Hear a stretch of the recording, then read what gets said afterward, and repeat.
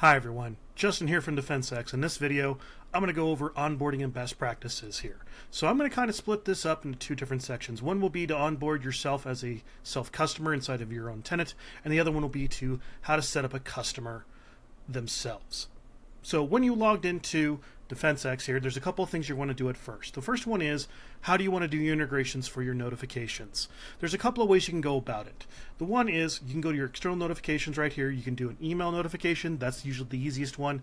We also have a Teams integration and a Slack integration. And then we also have integrations with various PSA tools. The reason behind this is when a user gets blocked from doing something, they get the ability to request access. You, as the MSP, get to choose how do you want to receive that request. So we have a couple of different ways to go about it. From there, once you're inside your dashboard here, you're going to see yourself as a customer. This is your self-customer. This is where your NFRs live. So hitting the little switches is how you swap between different customers. I can either A, hit the switch button right here, or B, I can hit the little switch buttons up here. They both will do the same thing. In the meantime, though, I'm just going to go into myself here. So the first place you're going to go to is your policy section, and specifically policy groups. You're going to see just the default policy and just the default deployment.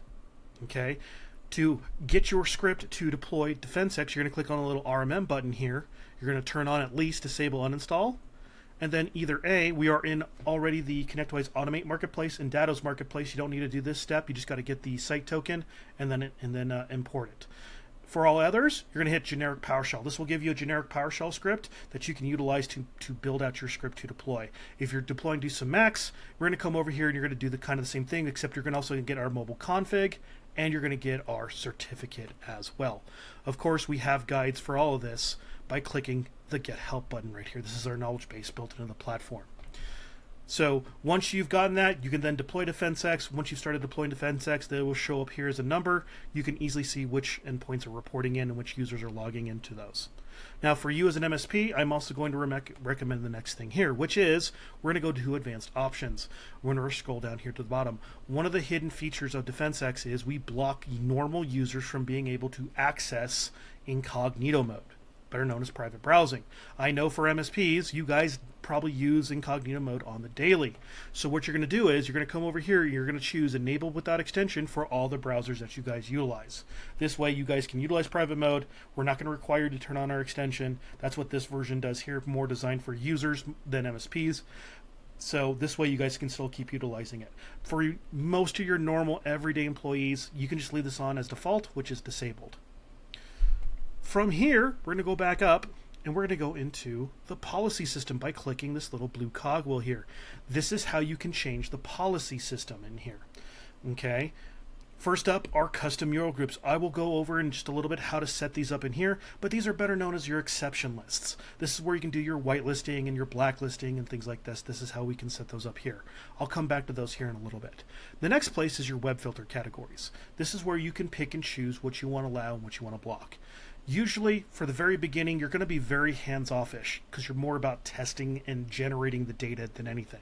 So the first place you're probably going to go to is your security category here. This is the known bad stuff. You're going to block all of these here except for the last one, which you're going to change it to no act. Be specific to no act here. I'll explain why later. From here, if you want to block some additional things, usually in the sensitive and in the adult categories, you're going to find those. This is where you're going to find like illegal drugs and hate slander, drinking, guns, things like that. It's going to be in those two categories of sensitive or adult. So you can pick and choose what you want to block in here. And then we also have our risk scoring system here.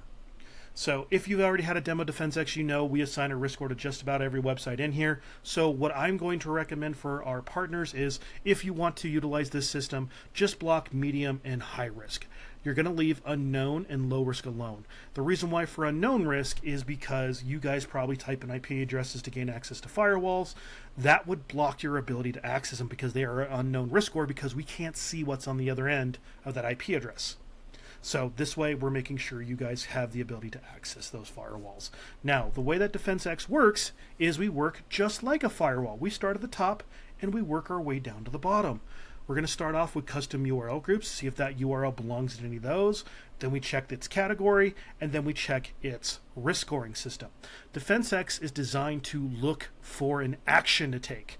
Your actions are these ones here. We have allow and block, we have our remote browser isolation, and then we have our read-only mode. Once DefenseX finds one of these actions, it's going to take that action and then stop looking. That is why when you're really looking at a policy, you're going to have quite a few blocks. As you can see here, there's only a smattering of allows, but we have a ton of these eyeballs, which means no act.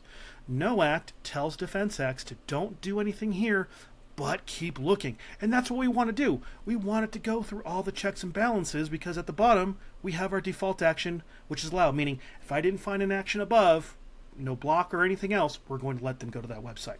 So that's how that works for content filtering.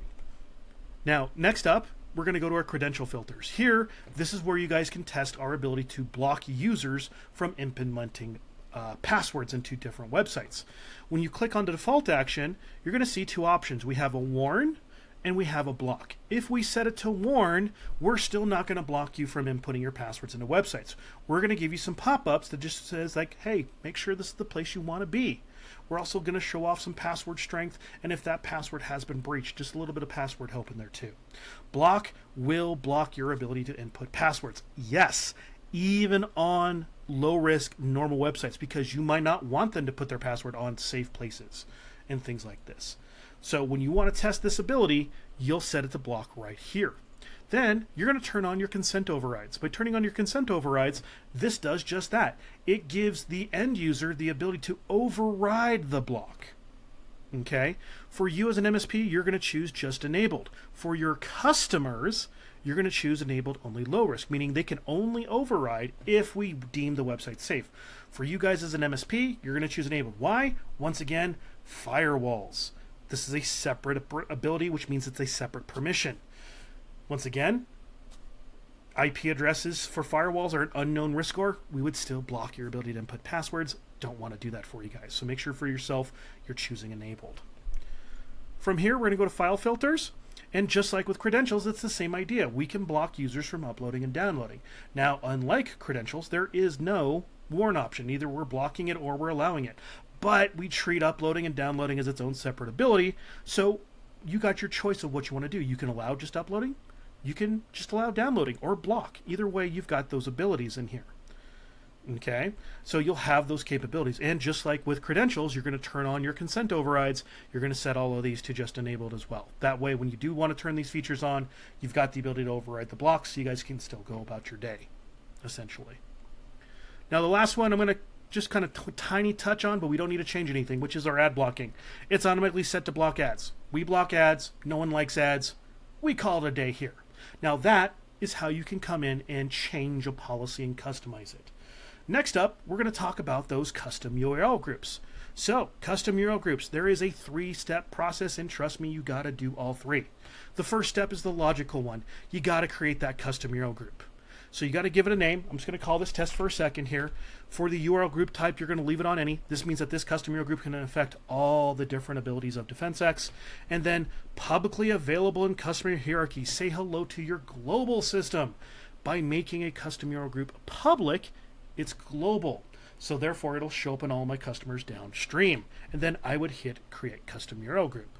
Now, if you've noticed, I have one public custom URL group.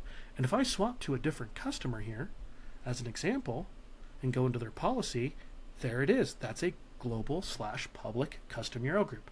That's how those work in there. Okay? Now, that's step 1. We've created the custom URL group. The next step is also the next logical one. You've got to add the URLs.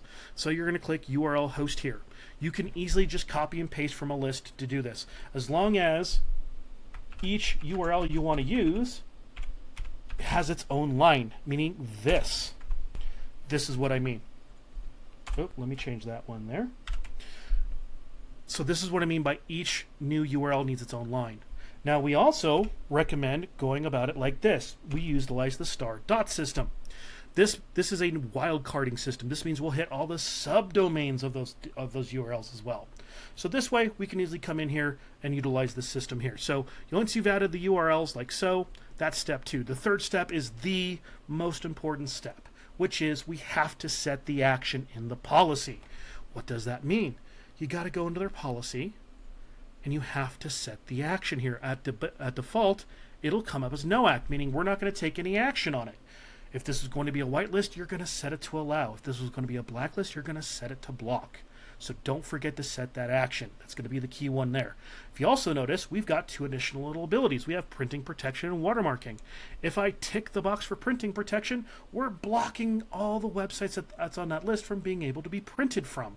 And the watermark will add that 7-digit code on the screen so you can trace that code back to a person if they took a picture and uploaded it to somewhere. Now, the next step here for yourself is you've built the policy. You want to check to make sure the policy works the way you want it to. That is what policy check is for. I can type in a website like so. Here we're going to use YouTube. Hit analyze, and it's going to show you what would happen if I went to YouTube. It shows you the full logic chain. I checked my custom groups. There was no action to take. Same for categories, same for risk score. Therefore, we allow it. Versus if I go to, say, Ford.com, Ford is in one of my custom URL groups for read-only mode. And there you go. We matched a custom URL group. We saw that action. We stopped looking. So utilize this to kind of test your policy to make sure it's working the way you want it to. The other way is you've got a support ticket in. This person wants access to a website, or maybe they're being blocked and they've always had access and now they're wondering why.